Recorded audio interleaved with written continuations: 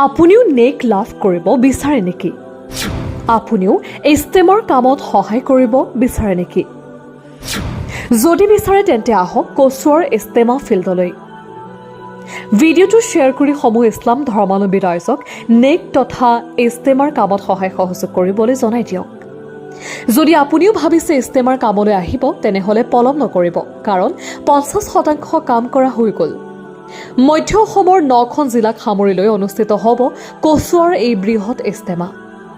অহা 9, 10 আৰু 11 ফেব্ৰুৱাৰী তাৰিখে অনুষ্ঠিত হ'ব এই ইষ্টেমা। পুনৰ কৈছোঁ, ভিডিঅ'টো যিমান পাৰে সিমান শ্বেয়াৰ কৰক আৰু আপুনিও কিছু নেক লাভ কৰক।